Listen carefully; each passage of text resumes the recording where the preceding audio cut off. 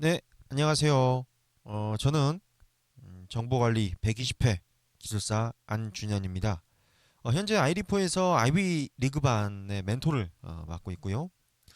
어, 오늘 이 시간엔 소프트웨어 공학에 대해서 한번 전체적으로 토픽을 설명을 드리고 한번 강의를 진행해 보도록 하겠습니다. 자, 소프트웨어 공학 일단 기본으로 우리가 좀 챙겨야 되는 항목들 중에 이 소프트웨어 특성이 있어요. 그러니까 우리가 소프트웨어 공학을 처음에 들어간다라는 관점으로 봤을 때 먼저 소프트웨어 특성을 먼저 이해를 해야겠죠. 소프트웨어는 그럼 뭐냐?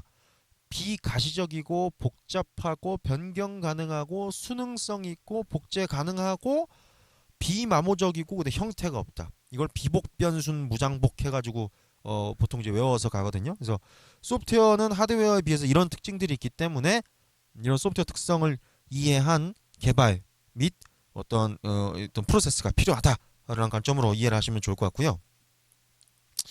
우리가 이제 바라보는 관점으로 이 좋은 소프트웨어 조건으로는 발주자와 사용자, 유지보수자 간에 일단 신뢰성이 담보가 되는 상태에서 발주자는 이제 코스트 관점으로, 사용자는 기능성 관점으로, 유지보수자 관점에서는 이직성이나 재사용성을 어떻게 할 것이냐, 이게 개발자 관점이겠죠. 그런 관점으로 볼 수 있을 것 같습니다.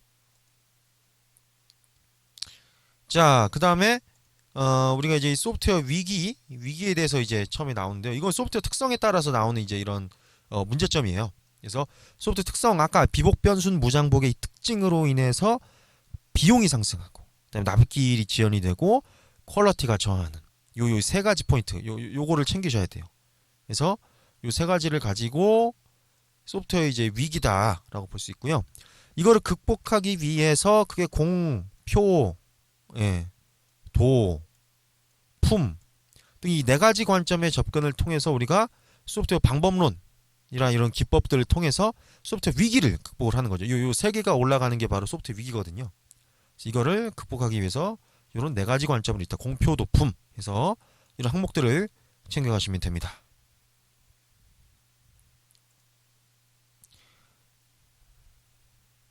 자, 다음으로 이 소프트웨어 라이프 사이클이에요. 소프트웨어 디벨롭먼트 라이프 사이클. 그래서 SDLC인데요.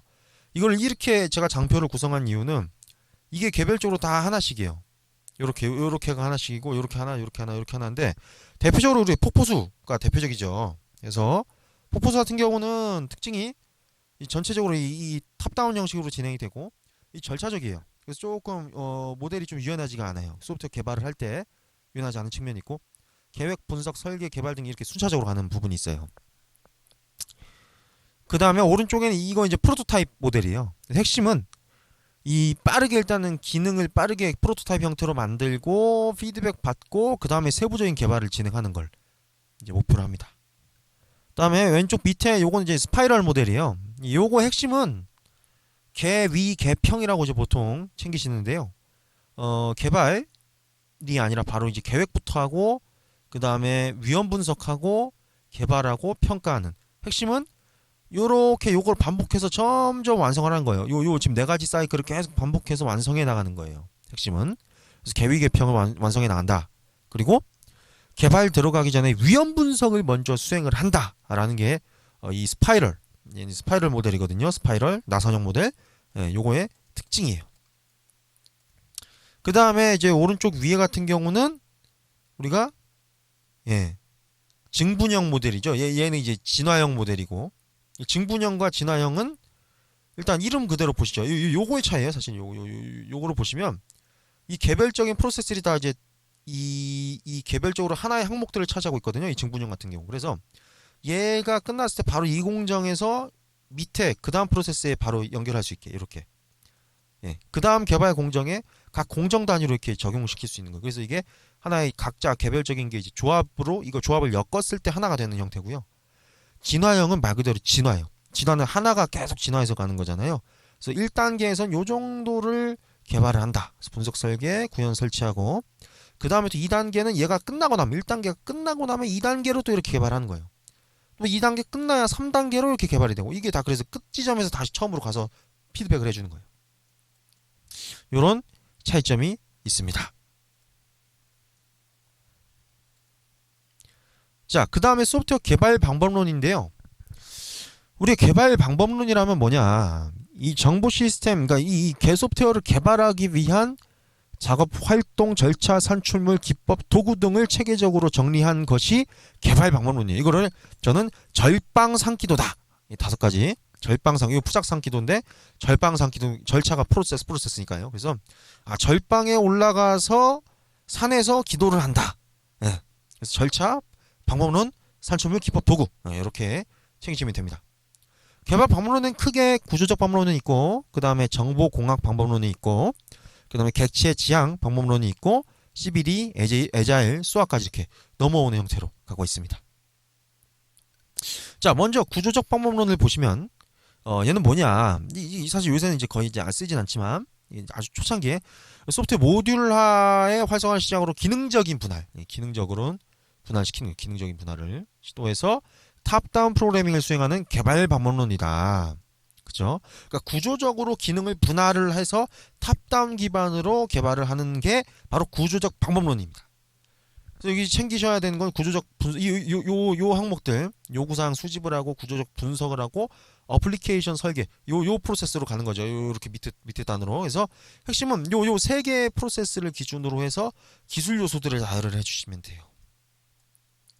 그래서 구조적 분석이 정형화, 분할과 정복, 하향식 기능 분해가 있고, 툴로서는 DFD, ERD, DD 같은 툴들이 있고요.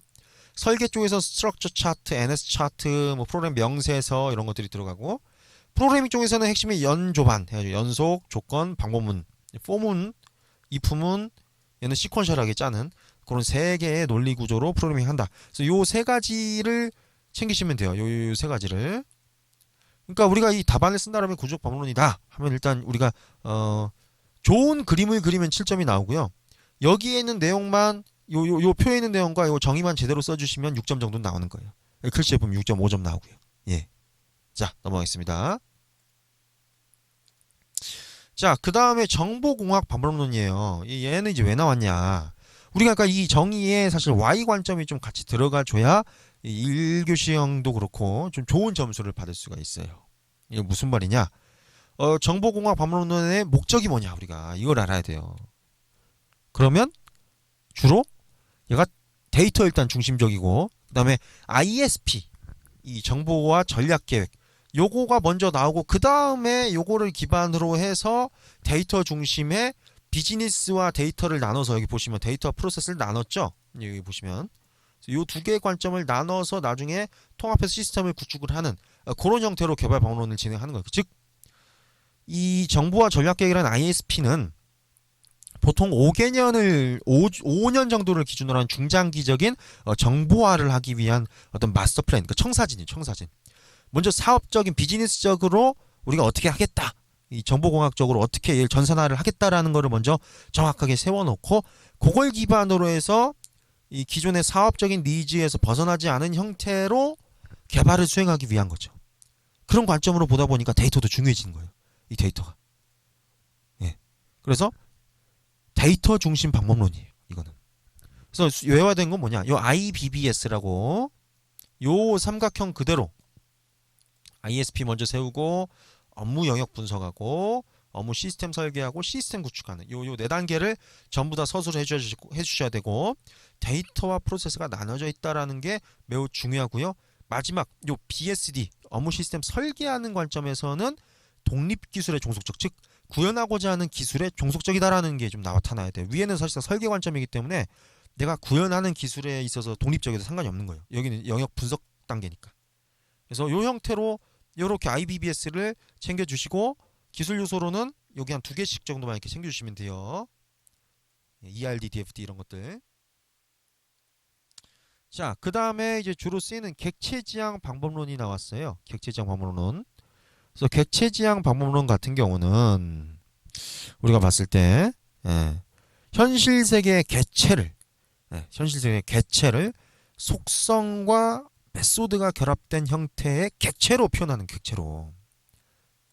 그래서 왜냐하면 기존에 이제 우리가 ISP랑 좀 엮어보면 얘는 데이터 중심이었는데, 이거를 좀 더 현실 세계에 가깝게 모델링한 걸 가지고 구현을 하자라는 관점으로 접근했다라는 측면으로 가면 좋겠죠. 그러면 여기서 우리가 알아야 되는 게 속성과 메소드가 뭐냐? 속성과 메소드.